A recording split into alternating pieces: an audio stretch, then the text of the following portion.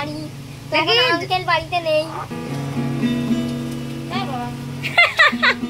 Hello guys, welcome back to our channel Akash মেঘনা blog. তো guys, আজকে আবার একটা ব্লগ ভিডিও নিয়ে চলে এসেছি। আর আজকে আসবে আমার মা আর ভাই। অনেক দিন পর, আমি দুদিন আগে গেছিলাম মায়ের কাছে, তো মা ফোন করে কালকে রাত্রে বললো যে আজকে ভাই আর মা আসবে। তো তার জন্য আমি রান্না করব হচ্ছে কি চিকেন, তারপরে হচ্ছে কি কচু মানে কাঠি কচু দিয়ে চিংড়ি মাছ আর পুঁটি মাছ, অনেক কিছুই রান্না করব। তো এখানে দেখতে পাচ্ছ আমি সুন্দর করে বড় বড় করে আলু কেটে একদম লাল লাল করে ভেজে নিয়েছি। আর এখন আমি ওদিকে করছি চিকেন, ভাত বসিয়েছি। তো আমার মা আসবে তার জন্য একটু স্পেশালি, আর মা না আমার হাতে চিকেন খেতে ভীষণ ভালোবাসে। তো আশা করি তোমাদের আজকের ভিডিও ভালো লাগবে। এই যে দেখো, এখানে এখন হচ্ছে চিকেনটা একটু ভাজা ভাজা করছি, পেঁয়াজ ভেজে নিয়েছি, তারপর চিকেনটা দিয়েছি। এখন চিকেনটা ভাজা ভাজা করব। আমি একটু তেলের মধ্যে চিকেনটা আর পেঁয়াজটা ভালো করে ভেজে নিই, তারপর কিন্তু মশলা দিই, এতে কিন্তু খেতে খুব ভালো হয়। আর এখানটা দেখতে পাচ্ছ আজকে ভাতটা একটু বেশি করেই হয়েছে, যেহেতু মা ভাই আসবে। আর এই যে জানলা দিয়ে বাইরেটা দেখতে দেখতে আমি এখন রান্না বান্না করছি, অনেক কিছুই রান্না হবে, তোমরা দেখতে থাকো ভিডিওটা। ভাবলাম যেহেতু মারা আসছে, আমি রান্না বান্না করছি, তো ভাবলাম তোমাদের সঙ্গে এগুলো শেয়ার করি।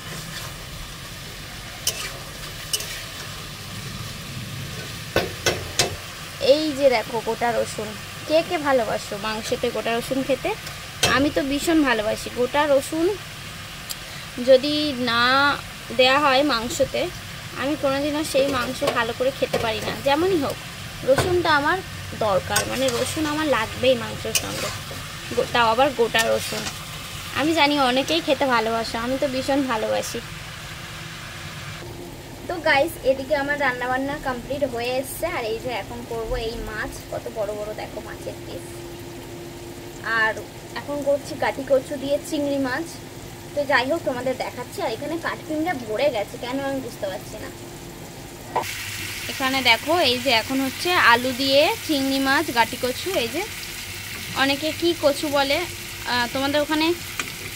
তো গাইস, এই যে গাটি কচু আলু দিয়ে চিংড়ি মাছ দিয়ে একটা তরকারি, আর এখানে চিকেনটা হচ্ছে ভাত হয়ে গেছে। আর তারপর করব বড় বড় মাছের পিস, রুই মাছের পিস ভাজা।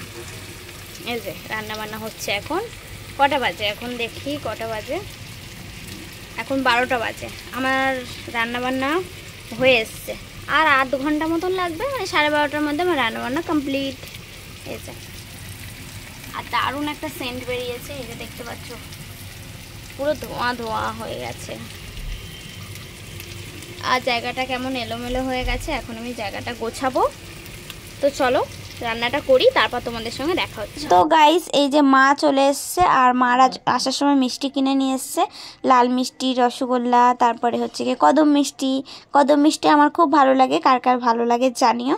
তো যাই হোক, বারণ করার পরেও মিষ্টি কিনে নিয়ে এসছে। হ্যালো গাইস, আমরা এসেছি আজ আমার আন্টিদের বাড়ি, এখন আঙ্কেল বাড়িতে নেই।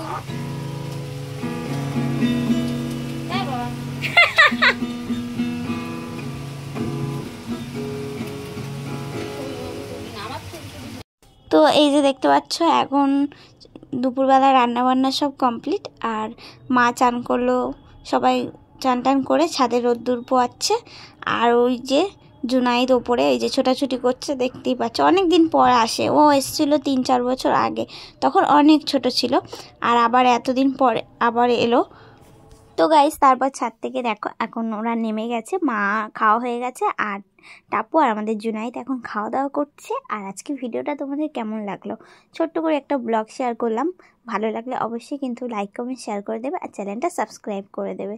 সবাই ভালো থাকবে, আবারও দেখা হবে নেক্সট কোনো ব্লগে। বাই।